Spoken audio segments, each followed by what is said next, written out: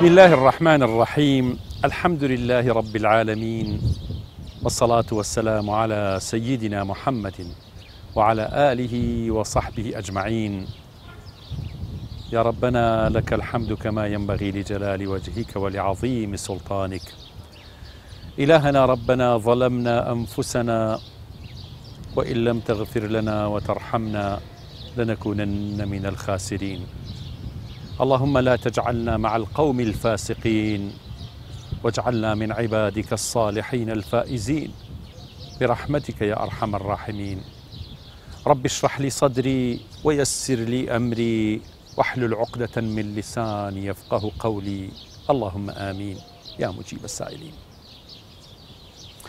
خۆشەویستان و بینەرانی بەرنامەی شیرینچە لە کەناڵی ئاسمانی پەیام، سەلام و ڕەحمەت و بەرەکەتی خوا بڕژێ بەسەرتانە. دڵتان ئاوەدان بێت بە زیکر و یادی خوا،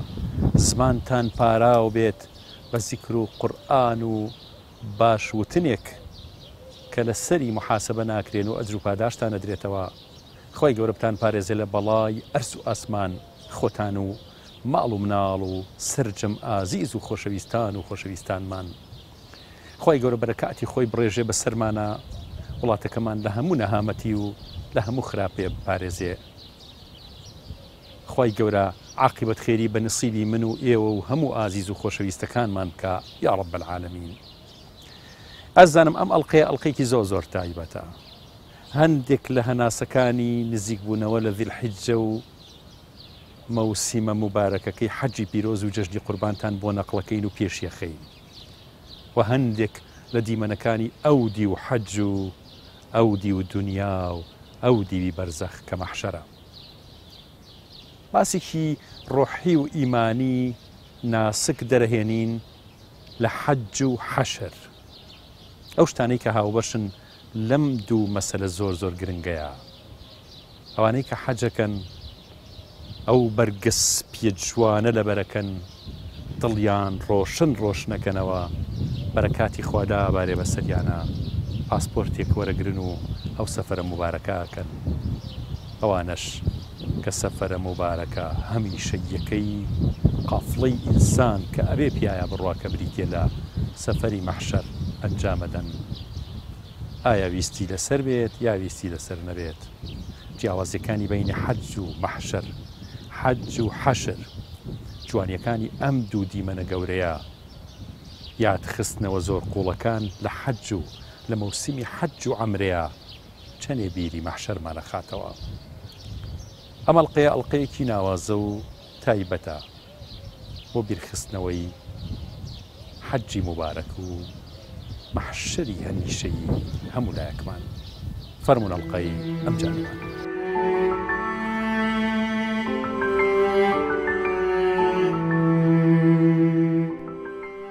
ئازیزان،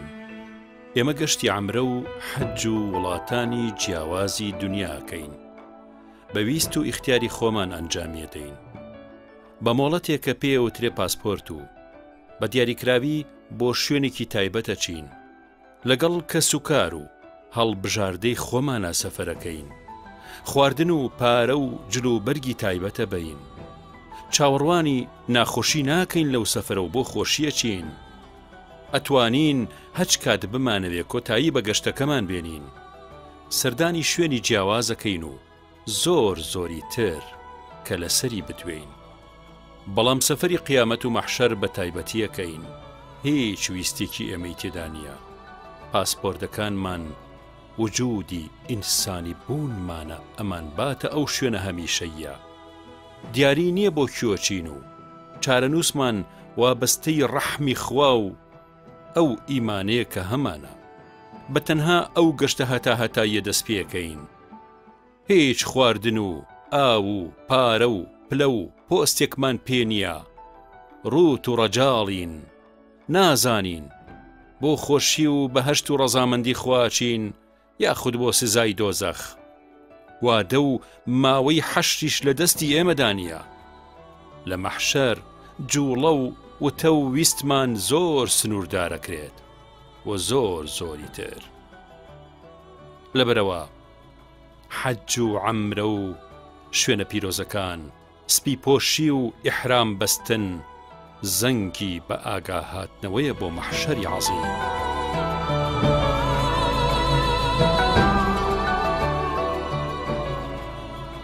خۆشەویستانم، ئێمە لە خزمەت یەکێک لە حاجیە بەڕێزەکانین کە عاشقی مەکە و مەدینەیە و سەردانێکی زۆری وڵاتی پڕ لە نورستانی مەکە و مەدینەی کردووە کەویش جەنابی حاجی سەلمایە. پێمان خۆش بوو باسێکی ئەو هەناسە گرمانەی وڵاتی حیجاز کە چەند فێنکە بە ئیمان، فێنکە بە زیکری خوا، فێنکە بە عیبادەت و تاعەتی خوا بۆمان باس بکات کە جەنابیان عەمرێکی زۆریان کردووە و سەفەری حەجیشیان کردووە. حاج سەلمە بەخێر بێ بۆ بەرنامەیشی پێمان خۆش. حاجی سەلمە بڵین بۆچی ئەوەنە حەزت لە سەفەری حەج و سەفەری عەمرەیە؟ وەڵی بڵێم چی هەیە حەز لە سەفەری حەج و عەمرە نەکە؟ یعنی هەموو کەسێک حەزی لێیەتی، بەڵام من زۆر تامۆزرۆی حەج و عەمرە بووم، بەس کە بیست ئەیانوت جارێ عەمرەیە بکەی جا حەجکەی لەبەرەوە شارەزایی پەیاکەی باشترە. بەزیترە الحەمدولیلا کە من لە 2009 پەیوەندیم هەیە، بەڵانی تر لە 2010 بە تەواوی کەوتمە سەرسکەی خۆم و کە بڕۆم بۆ عەمرە و ئیتر خەڵک ناسیمی و زیاتر خەڵک پەیوەندی پێوە کردەمە الحەمدولیلا. حاج سەلمە یەکەم سەفەر کە ڕۆشتی بۆ عەمرە، هەموو کەسێکسا ئێمە کە لەگەڵ خەڵکێکە ئاڕۆین بۆ سەفەری حەج و عەمرە خۆشمان یەکەم جار وا بووین، یەکەم جار کە دیمەنی کەعبایە، دیمەنی ڕەوزەی موبارەک یا مزگەوتی پێغەمبەر صلی الله علیه و سلم یا مەسجد الحەرامە بینی، هەستی تۆ چی بوو لە بینینی ئەو شوێنە پیرۆزانەیە یەکەم جار؟ وەڵی یەکەم جار یعنی کە هەستم کردو، یعنی وەمزانی و ئەمڕۆ هەم لە جەستەیەکی ترا، یعنی بەڕاستی هەستم بە جەستەی خۆم نەکردووە، هەستم کردووە ڕۆحم لە جەستەیەکی چۆن وەکو شوشەوەکو لە ئاوابی، وەکو لە نورێکابی ئاواهی بووم. خاز کە هەوڵجار چوینەتە مەدینە و زیارەتی حەزرەتی ڕەسوول ئەڵڵامان کردووە صلی الله علیه وسلم. یعنی بەڕاستی نازانم چۆن ئەڵێی شێتێک وەک دەروێشێک ئاواییمان لێ هاتبوو کە بینیمان ئیتر نازانم، یعنی وەسف ناکرێ بەڕاستی. بەڵێ حاج سەلمە، سەفەرێکی حەجی سەیرت هەیە جەنابەت، یعنی عشقێکی زۆر عەجایبت بۆ ئەو شوێنە پیرۆزانە هەیە. وەختێ بڕیاری سەفەری حەجتدا تۆ ڕۆشتیتە ئیمارات و لەوێەوە چویت بۆ ئەو شوێنە پیرۆزانە و 2 مانگ لە شاری مەکە چاوەڕێت کرد تا سەفەری حەجێ بەنەسیب بێت. چۆن بۆ ئەو سەفەرت؟ بەڵێ وەڵی تر من زۆر تامەزرۆ بووم، یعنی بەڕاستی زۆر حەزم لە حەج بوو. ئەوەنەی حەزم لە حەج بووە، حەزم لە هیچ شتێک نەبووە لەم دنیاە. ئیتر کە ڕۆیشتم لە ڕەمەزانە ڕۆیشتین بۆ عەمرەی ڕەمەزان، ترکە ڕۆیشتم من لەگەڵ وەجبەکەیان نەڕۆیشتم، بە تەنیا تکتیان بۆ بڕیم چوومە دووبەی، لە دووبەیەوانێ ڕۆیشتم بۆ مەکە، چوومەوە بۆ لای کاک شێخ تەها و ئەوان، هەتا ئیتر 6 ساڵان لەوێ بووم. تر ئەوان ڕۆیشتن، تر ئەو ماڵە نەختێ ناسیاوان هەبوو پێمان وتن، قبوڵیان کردم یاخوا 1000 جار ماڵیان ئاوا بێ تا کاتی حەج، هەتا کاتی حەج قبوڵیان کردم، چوومە ئەو ماڵە، لەو ماڵە بووم ئیتر هەتا کاتی حەج، کە کاتی حەج حەجاجەکان هاتن ئیجا تۆ شتێکەڵیان بوویت، چوومەوە بۆ لای حەجەکان. کە چوویتە ئەو شوێنە پیرۆزە کە تۆ ئەوەنە بە تامەزرۆیی و چەند مانگ چاوەڕێت کردو تا ئەو سەفەرە مبارەکەت بەرەسیب بێت و ڤیزەی ئەو چەند مانگەت هەبووە لەوێ. یعنی وەختێ چوویتە عەرەفە هەستی بە چیە کرد حاج سەلمە؟ یعنی عەرەفە ڕۆژێکی زۆر عەجیبە، ئەڵێی ڕۆژی حەشرە بەڕاستی. حەزەکەم باسێکی عەرەفە و مزدەلیفە و تەواف و ئەو قەرەباڵغێم بۆ بکەی، ئەو قەرەباڵغێ وەکو چی هاتە بەرچاو؟ وەڵی کە من یعنی وەم کە چووینەتە عەرەفە، یعنی من هەستم نەکردو کە لەم دنیاە بەڕاستی وەم زانیوە ڕۆژی قیامەتە، وەم زانیوە ڕۆژی قیامەتە، چونکە کە ئێمە خاس کە لە حەجا خۆ دەزانی کە ئەو خەڵکە لەسەر بەژێر پردێکە ڕووی ئاوا ئاوێ جامێ ئاوی فێنک هەڵێن بەسەرتا، یعنی ڕێک دەشتی مەحشەرێ بیرەکەوێتەوە کە خەت زۆربەی جار ئاوەڕشێنن بە قەڵبێک بەسەر خەڵکەکەیە خواخواتە یەک دڵۆ پێ بەرکەوێ یعنی نمونەیەکە لە دەشتی مەحشەرەوە خواخواتە یەک دڵۆ ئاو بەرکەوێ لەو ئاوەکە تۆ لە کاتی ئەوەیە لە دەشتی عارفەی بە تایبەت کە ئەڕۆی شەیتان ڕەجمەکەیت و ییتەوە بۆ تەوافی کەعبە ئەەکەیت و سەفا و مەروە ئەەکەی اینجا یعنی بە سوتفەش بوو ئەو ساڵە ڕۆژی جەژن جومعە بوو ئێمە تەوافەکەمان کرد و سەفا و مەروە ڕێک دانیشتین لە سەفا جومعەشمان کرد کە جومعەمان کرد بە پێ هاتووینەتەوە لە مینا و لە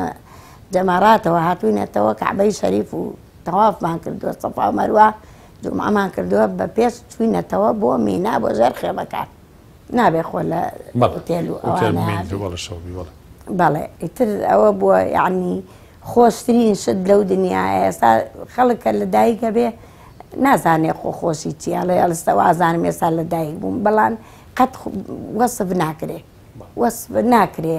تۆ ئەو خۆشیە کە بینیوتە ئەو دڵە ئەوە نەخۆشە حەز ناکەی ئەو دڵە لەم جەستەیان نییە بەڕاستی ئێمە لە مەحشەردا لە ژێر سێبەری ڕەحمی ئیلاهیای ڕەحمەتێکی ئیلاهیە بە ئێمە کە زاتی گەورە و وەدودی ئەڵڵاه لێپرسینەوەمان لەگەڵەکات ئین ئیلەینا ئیابەهم ثم ئین عەلەینا حیسابەهم آخر وەختێ ماوە و گەڕانەوەمان بۆ لای زاتی گەورەی ئیلاهی بێت بۆچی ترسمان لە حەشر و حیساب بێت حیسابمان لای ئەوە کتابمان لای ئەوە ماوا و دوا ڕۆژی هەمیشەییمان بۆ لای ئەوە ئەو زاتش ڕەحمانە و زۆر زۆر بەسۆز و میهرەبانە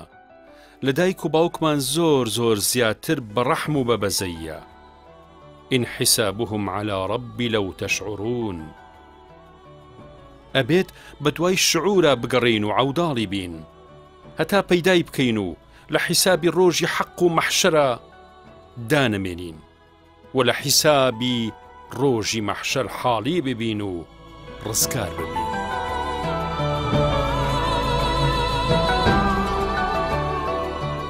وەڵای لە سەرەتاوە کاتێک کە لە میقات ئیحرامە بەستیت لەو کاتێو کە جلەکانت دانی و ئەو دوو خاولەیە لە بەرەکەی هەتاکو ئەڕۆی بەرەو مەکە ئەوە وەکو ئەوە وایە لەناو قەبرا بەهاتبیتە دەرەوە میقاتیش تەقریباً وەکو تەوقیت وەکو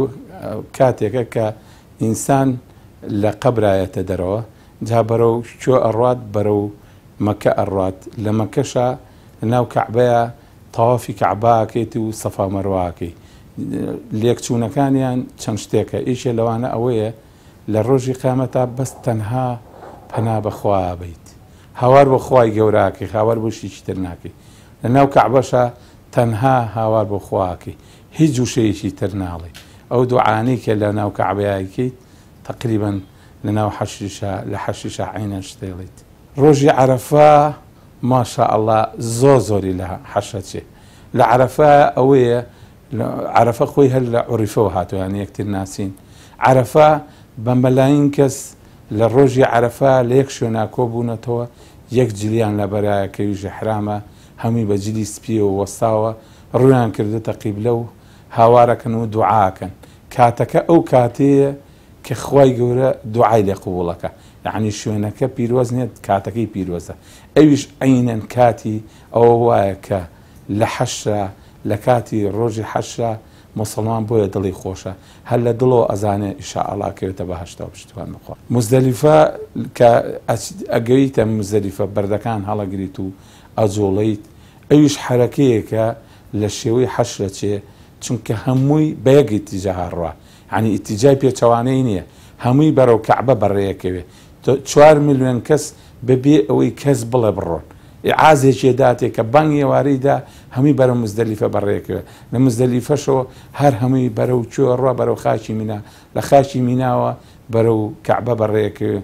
ڕۆژی هەمووی ئەڵە لە ڕۆژی حەشرەچێ عادەتا تۆش نەیبینی جەنابیش الحەمدلله ئەو کاتەت بینیوە ئەزانی چۆن بووە ئەوە وەسفەکە لای ئەوانەیە کە حەج سەلمەجاریەوە ئینسان وەک لە فەرموودەکانە هاتووە لە مەدیانە حەشرا کەس ئاگای لە کەس نییە یاخۆت مناڵ و ژن و هەر کەسە مەشغوڵی سەرقاڵی خۆیەتی پیا و سەرقاڵی ئەوەی مەسیری خۆیتی چارەنووسی خۆیتی بەتایبەتی بۆ کەسانێک کە گومانیان هەبێت لەوەی ئایا بۆ بە هەشتە چنیا بۆ دۆزە خەچن بەتایبەتی ئیمانداران ئینشاڵڵا لەژێر عەرشی خۆی گەوریان یا بە ئاسانیش نەبە هەشت نمونەی ئەوەش هەر لە مەیدانەکانی حەجە بەتایبەتی لە عەرەفەیە و لە شەوی مزدەلیفەیە یعنی وا هەست ناکەی ماڵت بەجێ هێڵاوە ژیانت بەجێ هێڵاوە مناڵە بەجێ هێڵاوە وا هەستەکەی تۆ بە تەنها خۆتی ڕێگەیەکی زۆر پڕنووری پڕ لە ئیمانت گرتووەتە بەر ئەو هەستە لای تۆش دروستە بوو ئەو هەستا یعنی هەمووی لە بیرە بڵێ لە بیرم نییە یعنی هەموو کەس و کارت لە بیرە بەڵام هیچ دڵێ داناچڵەکێ بەلای هیچ کەسێکە یعنی وا ئەزانی هەموو کەسێک وەکو تۆ لە خۆشیایە ئەوەنە دڵی خۆشە ئەوەنە دڵی خۆشە باوەڕ بکە کە بەسەر ئەو ئەرزەیە ڕۆی حەز ناکەی بەسەر ئەرزا ڕۆی یعنی نازام چۆن ئەڵێی بەس بە هەوا ئەو با ئەڵێی هەوا ئەو با نازانی چۆن ئەڕۆی یعنی دڵێکی واتەیە من ئەڵێم یعنی بەدەم باز ناکرێ یعنی وەسف ناکرێ وەسفی ئەو خۆشیە ناکرێ کە تۆ لە حەجای طبعا ئەو دوعایانش کە لە عەرەفەیە کرێ زۆر گەورن یعنی ئینسان بەتایبەتی لەو شوێنانەیە کە دوعا کات زۆربەی خەڵکی بیرەکەوێتەوە زۆر جار ڕەنگە حاج سەلمان جەنابەت خەڵکێک توی کردبێ بۆ وەکیل بۆ دوعا نەک ئەو زۆر زیاتر لەوانەشە بیرەکەوێتەوە ئایا ئەو حاڵەتە چیەکە جارێت تۆ لای کەعبا دانیشتووی یان لە ڕەوضەی مبارەکە دانیشتووی ئەو هەموو خەڵکت بیرەکەوێتەوە بۆ دوعاکردن زۆر سەیرە بەڕاستی هەمووی بیرەکەوێتەوە من جار هەبووە یعنی دوعام بۆ یەکێک کردووە لە دەوری کەعبا بەردەمی حیزی حەزرەتی ئیسماعیلا بووم لەو کاتەیە ئەو کەس تەلەفۆنی بۆ کردو سبحان الله هاتۆتە بیرە کاتۆتە بیرم دوعام بۆ ئەو کەسە کردووە ڕێک لەو کاتەیە تەلەفۆنی بۆ کردوم ئەو کەسە الله ئەکبەر یعنی وەک ئەوە بێ ڕێک ڕاستە و خۆ ئەو کەسە دڵی ئاگادار بووە کە من دوعای بۆکەم نمونەی کەسێک لایە کە هەر لێرەوە شەوقی ئەو شوێنە پیرۆزە بردبێتی و لێەوە وفاتی کردبێ یان لێرە ئاواتی خواستی بێ کە بچێ بۆ ئەوە بەڵام مەرگ ڕێگەی پێنایە بێ و خۆی گەورە ئەو بەڕاستی ئینشاءڵڵا و ئەجری دەستەکەوێت ئەو نمونانتان وڵی نمونە ئەو ساڵە ڕۆیشتین من وابزانم سێ هەم عەمرەم بوو ئەو کاک حاجی تالیبمان لەگەڵا بوو لە کاتی ڕۆیشتنەوەیە ئیتر خۆیان پێچا بەوانێ هەمووی چاوەڕێ بوون تەلەفۆنمان بۆ بکەن و کاتەکەمان پێ بڵێن ئیتر ئەوان چون ڕۆیشتن بۆ کەعبە نوێژی نیوەڕۆیان کرد وتبووی با نوێژی عەسریش بێنی نەپاڵ نیوەڕۆ نەک فریانەکەوین تی نوێژی نیوەڕۆی کرد و یەک پەرداغ ئاوی زمزمیشی خوارد وتی ئەمە ئاخر ئاوی زمزممانەکە بیخۆین چونکە سەفەرەکەی ئەمری خوا کە گەڕانەوە گەیشتە بەردەمی وتێلەکە ئیتر جەڵدە لێیە جەڵدە لێ ئاوەڵا هەتا کاک شێختەها و جەماعەتێک و خێزانەکەی خۆشی لەگەڵ بوو بردیان بۆ خەسخانە و ئەمانە ئیتر لەوێ ئەمری خوای وفاتی لە کوێ ناشتیان لە مەکە لە مەکە ناشتیان بەڵێ لە مەکە کاک شێختەها ئێمەی ڕانە کردەوانێ خۆی ئیتر هاتەوە بێت دوو ڕۆژ مەعامەلەی بۆ بکەی بچی بۆ جددە و بیتەوە و کاتە بیبەی بۆ مەکتەبی خەیری بیشۆن کفن و دفنی کەن اینجا ئەیبا بۆ حرەم لە حرەمیش نوێژی لەسەرەکەن و جەماعەتێک لەگەڵ یەچن بۆ سەر قەبران و تەسلیمیەکەن ئەوانە ئەگەر معلوماتە لابێ هەر کەسێکە وفاتەکەوە ئەزانم قبرەکەیشی ینی دیارە بۆ ئەگەر کەس و کاری بیانەوێت دوایی سەردانی بکەن ڕقەمیانێنێ و لە ئەنتەرنێت هاتەوە ڕقەمە و پێوێ ئەچی بەو ڕقەمە دوو کەس لەگەڵ دێ بەڵام ژن نایەڵن چێ بە سەر قەبران لەوێ ئێمە لەگەڵ خێزانەکە چوین بەس لە قەراغەوانێ لەم دی و تەلبەنێ بوو لە یاوەستای بڵێن کوڕەکەی و بڵێن زاواکەی و ئەمانە لەگەڵ کاک شێختەهایە چوونە سەر قەبرەکەی و تەسویر و شتیان کرد و گەڕانەوە دوو کەس لەگەڵ یەچن نایەڵن ئافرەت بچێتە سەر قەبران لەوێ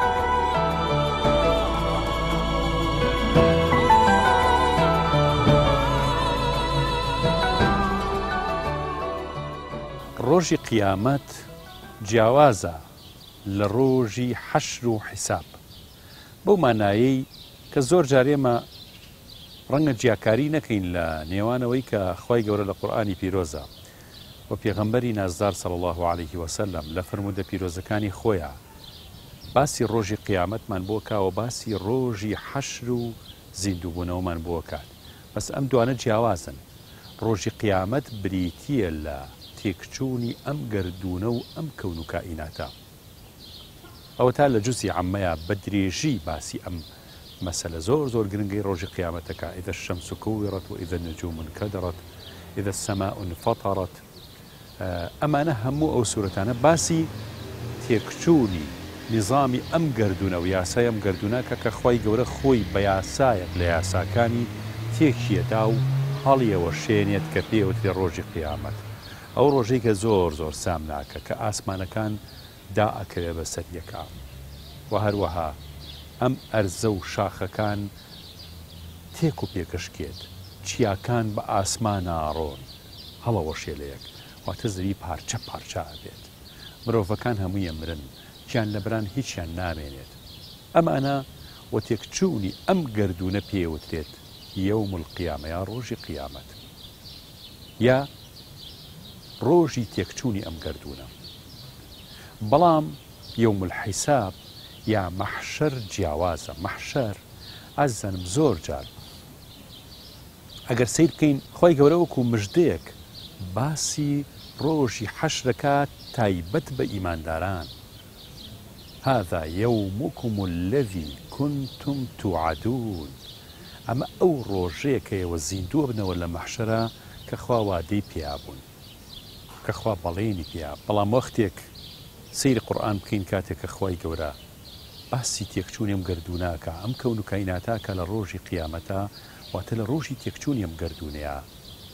بانگەکات بەسەر هەموو گردونا و ئەفەرمێ لیمەنی المولک اليوم مڵک و دەسەڵاتی کێ ئێستا مڵک و دەسەڵاتی هەیە پاشا و دەسەڵاتدارەکان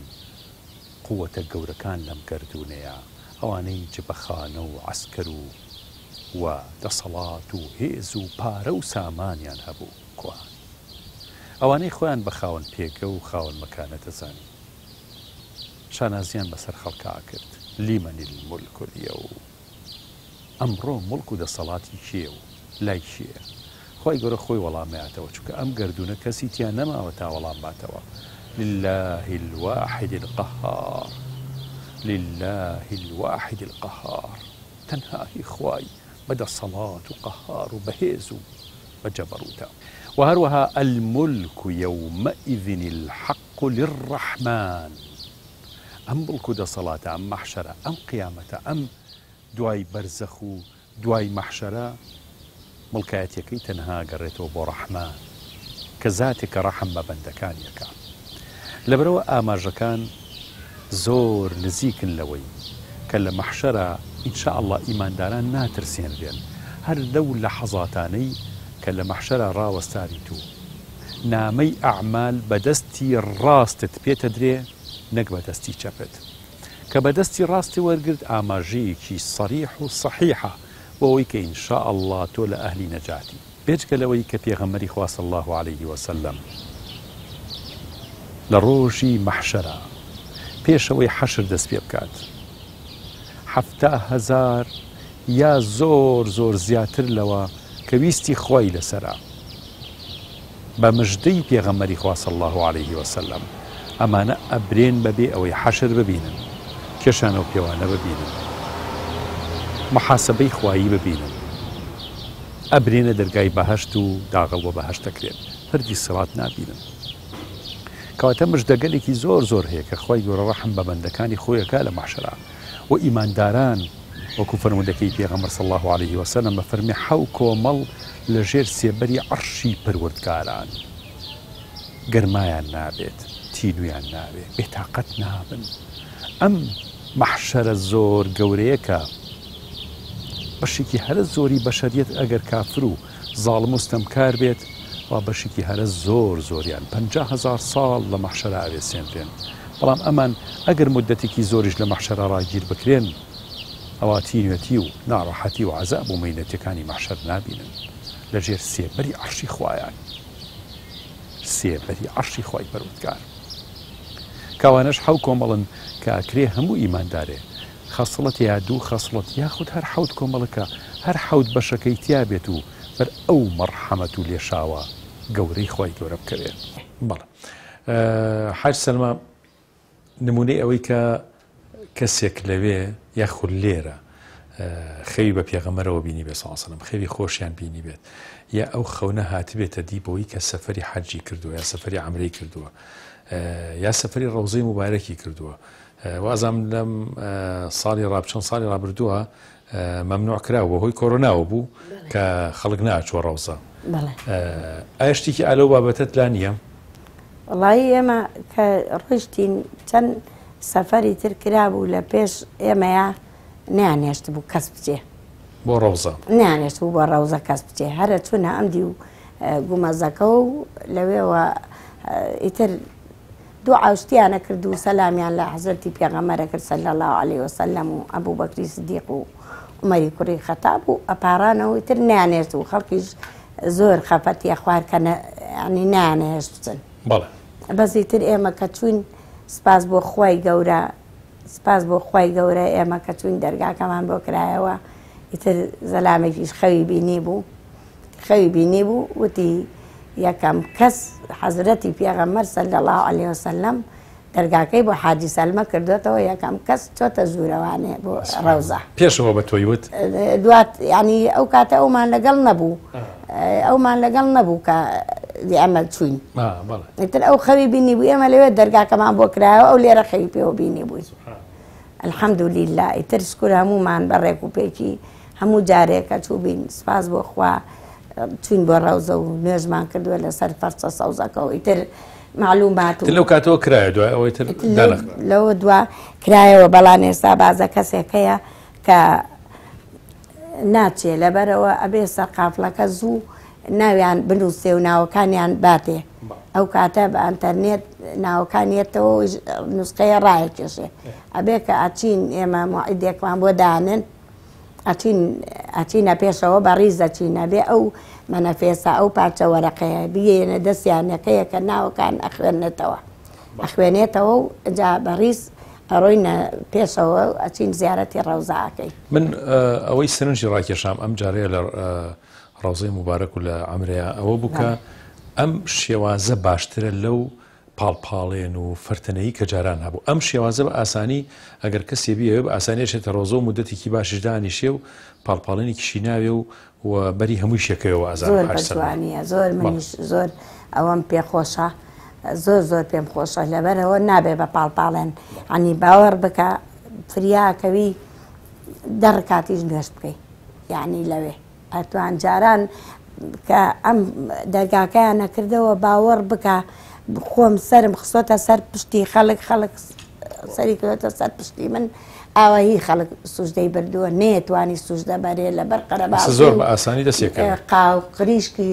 خەڵک و ئەم شتانە بەڵام ئێستا زۆر بە جوانی هەموو کەسێک ئەتوانێ بە جوانی کە ئەچێ سەلامەکە بە جوانی نوێژەکە ئەکا بە جوانی ئەپارێتەوە دوعا بۆ موسڵمانانەکە تەبعا ئەبێ لەخوا بپارێنەوە ئەجنا ئەویش قەیناکە شفاعەتمان بۆ کا پێغەمبەرگیان صلی الله علیه وسلم ئیتر ئەبێ خەڵکەکەش فێری ئوسوڵ و ئاداب بکەی ئەبێ فێریکەی پێش وەخت هەمویان پێیانەڵێن ئاوایی بکەن ئاوایی هەست بە نزیکی پێغەمبەر صلی الله علیه وسلم کەی لە ڕۆزەیە طبعا ئەرە والله هەستی پێەکەی والله من کە نزیکە بمەوە خەریکە دڵم هێتە دەرەوانێ یعنی دڵم سەریع لێیە یعنی ئەکەویتە حاڵاتێکی واوە ئەڵەی ڕێک بە واقعەکە ئەی بینی ئێمەش ئەو نەبینن ئەو ئێمە بینێت لەبەرەوە ئێمە ئەو ئاگای لێمانە ڕۆحی زیندووە پێغەمبەر صلی الله علیه وسلم هەموو پێغەمبەرەکان ڕۆحیان زیندووە. بەڵێ کابراکمان لەگەڵا بوو ناوی حاجی تاالب بوو ئەم حاجی تاالبە حەجی لەگەڵا کردین حەجەکە لەخوا بەزیاوێتەوە گەڕایەوە چەند ساڵێک لێرە مایەوە و هات بۆ عەمرە کە هات بۆ عەمرەمان تەواو کرد و کاتی گەڕانەوەمان بوو بەڵام کابرایەک بوو کابرایشی باڵا بەرز چوارشانە هیچ نەخۆشیی نەبوو دامە پێشمەوە دەموت دوانسیانێکە دەبێت لەگەڵ توادانم زۆر عتیادیە کاتێک کە ئەو ڕۆژی کە ئەگەڕاینەوە بە نیوەڕۆکەی بوو نوێژی عەسریشی بە جەمع کردبوو هەموو شتێکی بەڵە لە حرەم تەواوی کردو هاتووە بێتەوە بۆ ئوتێلەکە هەر گەیشتە بەردەمی ئوتێلەکە و کەوتە عەرزەکە برمان بۆ خەستەخانە لە خەستەخانە دکتۆر وتی جەڵدەیەکی زۆر بەقوەتی لیاوەی دڵی تەحملی ناکە ماوەی نی سەعاتە بوو ئەمری خوای کرد منیش حاڵەتێک بوو کە ئەوە حاجەکانم بگەڕاندایەتەوە ئەوانم گەڕانەوە ژنەکەشی لەگەڵا بوو ئەو ژنەکەشی گەڕایەوە من تقریبان 3 ڕۆژ پێوەی بووم کە هەموو شتەکانم بۆ جێبەجێ کردو بردمە ناو حرەمەوە لە حرەمە نوێژمان لەسەر کرد و هێنامانەوە بۆ قەبرستانی شەرایە بەزەوەی کە لە بیرم ناچێتەوە زۆر تەئسیری تێکردم دوو پیاوی گەنج هاتن لەگەڵ ئسعافەکەی منە سەرکەوتن برمانە سەر قەبران و لە قەبرەکە خسمانە خوارەوە وەکو ئێرە نییە بە حەفرایی خێتە خوارە و دوعایان بەسەرا خوێن و گەڕاینەوە کاتێککە گەڕاینەوە ئەم دوو پیاوە باوەشم پیاکردن خواحافیزن لێکردن ئەم زمانیشیان مەزانین بەڵام جسمێکی زۆر نەرمیان پێ و جیاواز بوو لەگەڵ ئینسانی احتیادە خواحافیزم لێکردن بەڵام من زۆر عتیادی هەستم پێ نەکرد دوایی سێنم لامگان کرد لە دەوروبەری شمول بوون ئەوە زۆر تەئسیری تێکردن ئەوە یەکێکە لەو چیرۆکانی کە تا ئێستاکە لە بیرم ناچێتەوە چەندەها کەسی کەش هاتووە لەگەڵمانە خۆش کەوتۆ بەڵام وەکو مردن بەس ئەو مردنم لەگەڵا بوو.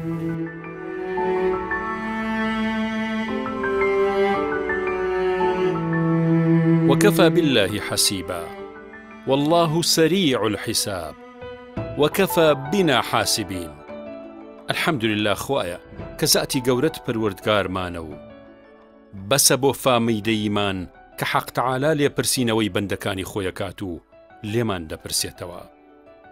او ذاتا سرچاوو منبعي عدل دات پروريا لفرموديكي قدسيا هاتوا كخوي تعالى فرميتو بيغمر صلى الله عليه وسلم وما نجرتوا لبشيكيا هاتوا كفرمي من ظلم لسر خوم حرام كردوا لنيوان خوتانا ظلم مكن چونك حرامم كردوا بناو ايوش خوي قورا عدلو دات بروري فيريا ما كردوا لروجي قديمي تعليمي أسماء معنايا لفطرة مانا ما أفو عدلو دات بروري لنا أخمانا رواندوا وقت ترابي لمنالكت ياخد جنكتو نا حقيان درباراكيت كارشي نادات بروارانا أنجام ديت بيشتر زانستي داروناسي وتعلم النفس يوت أو توربون تنفيسا وتخالبون ويا لتوربونو بشودانو لدوايا هي من بيتوا أرسطو فرويدو زوري تريش أم بوچونيان گرتو بزانستيش لقلميان داو بلاويان كردوا بلام زانستي استا أم بوچوني بپوچلو بيبنما ساندو أليت دواي أو توربونا هست بقرسي و آزاري وجدانكيت نكبشو هي من بونوا أو كسا پشيمان بيتوا لو زيادة هلچوني كدليشاني برانبري ليكوتوا چونك هستكا ستمي ليكردوا ظلمي ليكردوا فەیلسوفی بەناوبانگی ئەڵمانی کانت ناوی ئەبا بە مەحکەمەی ویژدان و زەمیر خوای گەورە لێپرسینەوت لێکە بەرامبەر بەو پارچە ئاگرینەی کە لە کردارێکە لە تووڕەبوونێکە ویژدانی ئازاردا واتە ویژدانی کەسێکی بەرامبەر كتب على نفسه الرحمة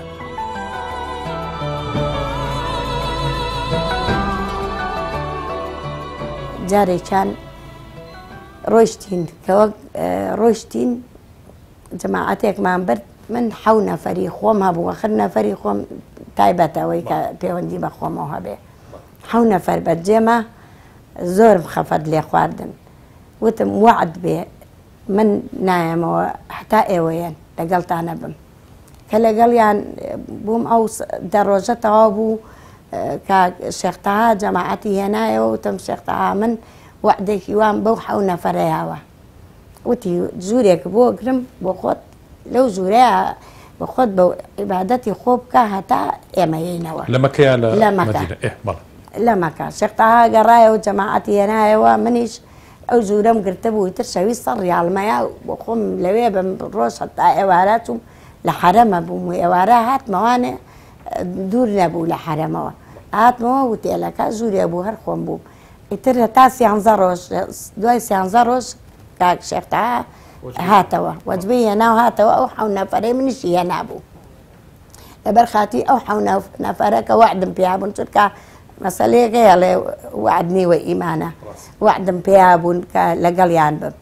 ئیتر وەڵا کە گەیشتنە جدە تەلەفۆنی بۆ کردە منیش خێرات سیارەم کرد و ڕۆیشتم بۆ جدە بەرەو پیریان لەگەڵیانە ڕۆیشتم بۆ مەدینە لە مەدینەش ئەو هەموو شتەکانی وێمان تەواو زیارەتەکانی و 3 ڕۆژ لێ بوون بەرەو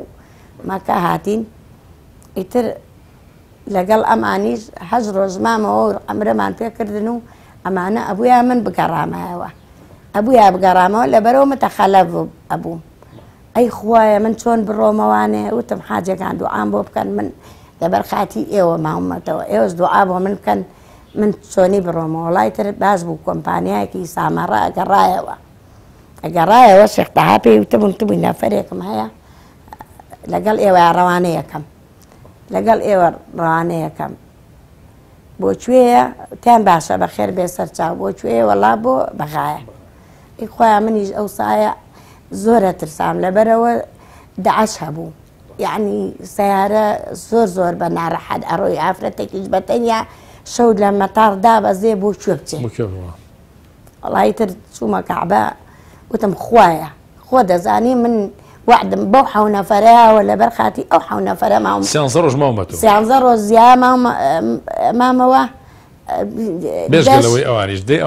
دەی ئەمانیش تقریباً 27 ڕۆژەکە 8 ڕۆژیش لەگەڵ ئەوان بووم ئەمە 28 ڕۆژ خوای گیان من لەبەر خاتی تۆ مامەوانێ لەبەر ئەو 7 نەفەرە کە وعدم پێیا بوون تۆش چۆن ئەمنێریتەوە بمنێرەرەوە ئەمەوێ هیچ مشکیلەشم نەبێ بۆ بەغایە خوایە من چۆن فیزەکەتان بۆ مایە بوو ئەوە بگەڕێتەوە ئەبووە هەر بگەڕامایەوە نابووە متەخەلف ببم خوایە منی چۆن بگەڕێمەوە ئیتر ئەلا کولی هاچی چۆنێ بوو قەناعەتم کرد چار نەبوو هەر ئەبوویا بڕۆیشتمایەوە هەر ئەبوویا بڕۆیشتمایە من لە مەتاڕدا بەزم نەکەزە ناسم چۆن بڕۆمەوە بۆ سلێمانی شەویشە وەڵی ئیتر هاتم کەسیشم نەئەناسی کورد یەک زەلام دەربەنیقانیم ناسی ئافرەتێک بوو ئیتر تۆزێ کەوتی نەقسە و ئەوانە تۆزێ لە مەتاڕ نەگەشتی منە ناو تەیارەکە حەسێ و دووی دڵی خۆمە کرد هەموو خوایە من لە بەغاوە وەسیلەیەکم بۆ بنێری چۆن بڕۆمەوە خوایە چۆن ئەمنێریتەوە من چۆن بڕۆمەوانێ بە تەنیام و شەوە و ئەو سایە ترسی داعش شتی زۆر هەبوو ئاهاتنە سەر ڕێگای خەڵک سبحان الله وەڵڵی ئەو موعجزەیە قەت شتی وام نەبینیوە ئەو تیارەیە بۆ بەغابوو بە هەموو حسابێ بۆ بەغابوو ڕێک تیارە هات لە سلێمانی نیشتەوە یعنی کە تیارە لە سلێمانی نیشتەوە خۆم سرم سوورما تەعجوب مام وتم خوایە گیان ئەنجا ئەزانم کە تۆ زۆر یارمەتی منت داوە ئەم تیارە بێ ئەوەی بڵند لە سلێمانی کەس بزانێ بێ ئەوە کە ئەو کۆمپانیانە عەرەبانە بزانن ئەم تیارەیە ڕێک هات لە سلێمانی نیشتەوە تەنیا منیشی تیا بووم خەڵکی سلێمانی لێ دابەزی لەوێ دابەزین و ئەوان بۆ خۆی منیش هاتمەوە ئەوانیش بەشایان بۆ هاتوو بە بەشا ڕۆژنەوە بە سامەڕە و بۆ ئەبەغا ینی بۆ تیارە نەڕۆشنەوانیش نانا بۆ تیارە دابەزین بە تیارەی تریش نەڕۆشتمە باش ڕۆشتنەوە سبحان الله یعنی ئەوە موعجزەیەکی نێن بۆچی وا لە مەتاری بەغادا نەبەزیوە کەس نەیزانی کەس ئەوانیش نەیانزانی منیش نەمزانی بە هەموو حسابێک ئەم تیارەیە لە مەتاڕی بەغا ئەنیشتەوە ئەنیشتەوە بەس ئەم تیارەیە کە ئەوە نەم هاوار کرد ئەو خوای گەورەیە ئەم تیارەیە بێ ئەوە هیچ کەسێ بزانێ ڕێک هات لە سلێمانی نیشتەوە تەنیا منیشی تیا بووم کورد کە خەڵکی سلێمانی یارە مشکلەیەکیان هەبووە بۆیە لە بەغانە نیشتن تۆ خوای گەورە ئەو ڕێگەی بۆ تۆ ئاسان کردو کەس نەیزانی یعنی کەس نەیزانی ئەمە ئەم سڕەت چی بوو ئەو خۆشیان نەیانزانی یعنی ئەو موعجزەیە ئێستاش بە ئێستاشەوە زۆر لەلام شتێکی مهم و گەورەیە ئەزانم کە خوا بۆ منی کردووە کە ئەوەنە ئەترسام هەموو بەتەنیا من لەوێ چۆن بڕۆمەوەکو ئێستا نەشبووم هەر لە مەکە کە تو سواری تارەکەش بووی هاتتە جدە لە جدە قرار وا بوو ئەم تارەیە لە ڕێی لە بەغا بنیشێتەوە بەڵێ تشکانە فەرەکان هەمووی ئەوێ بوو سامەڕا و بەغا بوو دووسێ قافڵەی تیا بوو تیارە گەورەکە بوو ئەو تیارەیە 300 نەفەر زیاترە گەی ئەیتر یعنی لە عەقڵی منان نەبووە بەس لە عیلمی خوایە بێ بووە کە ئاوایی من چونکە بەتەنیا بووم ئەو سایەتر زۆر بوو بۆ ڕێگای بەغا ئەوانە دەمێکە ئەمەکە منێ لێن ئەو کەسی کە دەربەنی خانی بوو ئەویش تەمان پێی خۆش بۆ زۆری پێ ناو خۆی لەهی نەژیا لەوێ ژیا لە سامەڕاژ لە سامەڕاژ یا بەس ژیان ئافرەت بوو لەوێ شووی کردم و ماڵی لێ و بەس کورد بوو ینی لەگەڵ ئەوە تۆزێ ئەویش لە نیوەی ڕێگا کەوت تۆزەکەیتینە قسە زانیم کووردە یەک کوردیتیان نەبوو بەس منیتیا بووم بۆ بەغاژی تر بە ناچاری ئەگەر بێت و بمامایەوە تووشی متەخەلەفە بوو ئەو زاتەی کە محاسبەی بەندەکان یەکا بەس ئەڵڵایە ئازانم کەسی تر محاسبە ناکا نە ئیمامی عالی محاسبەی خەڵکە کات نە حەزرەتی محەممەد المستەفا صلی الله عليه وسلم نە فڵان و نە فیسار و نە حەزرەتی عیسا کە مەسیحیەکان وا ئەڵێن کە بەداخەوە ئەمە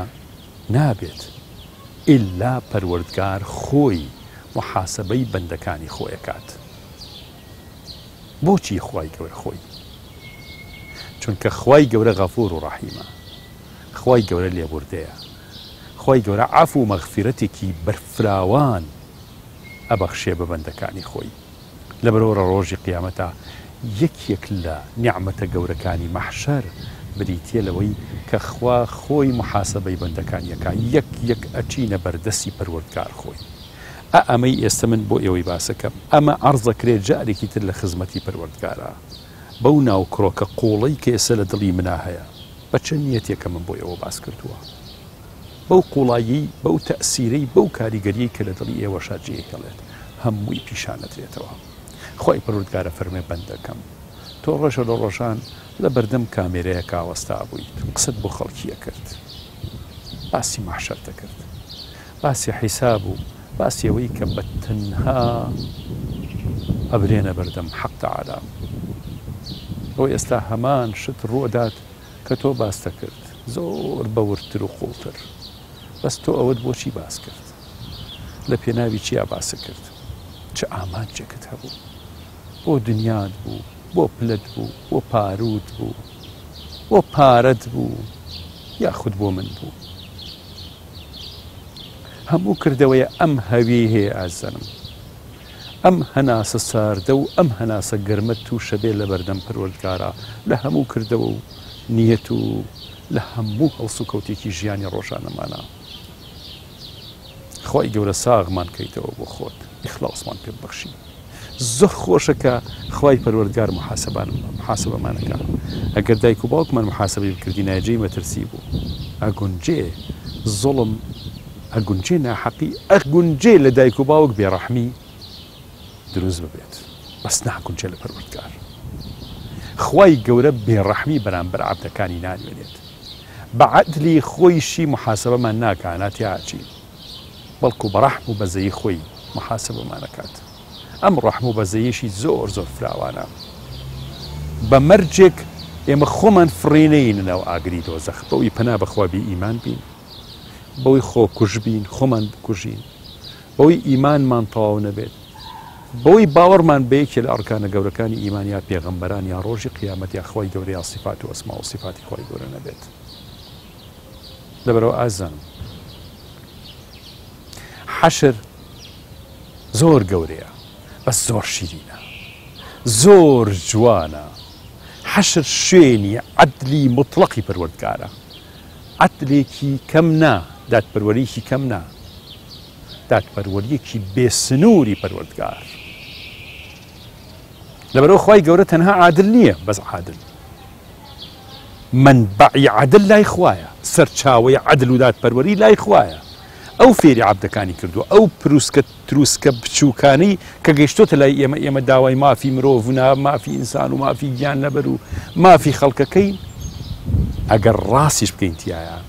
ئەو خوا فێری کردوین ئەگەر عادلی خوایی نەبوایە زەڕێ عادل فێر نابووین مفتەریسێکی وەحشیە بووین پەنا بەخوا لەبەرەوە خوای گەورە بەڕەحمە لەم دنیاشا شتێک لە عەدلی فێر کردوین خستوێتێ ناو دڵ و دەروونمان خۆی تەعالە دەفەرمێت والكاظمين الغيظ والعافين عن الناس والله يحب المحسنين. لێبوردن و وازێنان لە حەقێکی خۆت و تۆڵە نەکردنەوە چاکە و فەزڵ و پلەیەکی بەرزەکە مرۆڤی لە باڵایی لە ڕووی ئیمان و ئەخلاقەوە پێکات. خۆی گەورە هانمانەدات بەم جۆرە بین و تووڕێی خۆمان بخۆینەوە و واز لە تۆڵەسەنەوە بێنین و عەفو و لێبوردن بەکار بهێنین. هانمانەدات سەناعەتی فەزڵ و لێبوردن دابهێنین لەگەڵ بەندەکانی خوایە، لەگەڵ ئەوانەی کە دژایەتیان کردویت، مافیان خواردویت. خۆی گەورە هانمانەدات بۆ عەفو و لێبوردنێکی گشتی کە لە دڵمانە دروست ببێ بەرامبەر بە هەموو کەس. ئەمایەتە ئاماژە و ئیشارەیەکە بۆ ئومێد و ڕەجای ڕەحمی خوایی هەم لە دنیا و هەم لە مەحشەر و دواڕۆژدا. ئێمەی مرۆڤ و سنووردار خاوەنی ئەو چاکە و لێبوردنەین و خۆی گەورە تیامانە ڕواندوێتی و هانمانەدا لەسەری. ئەی ئەبێ زاتی خۆی چەندە بە بێ سنوور لێبوردەبێت.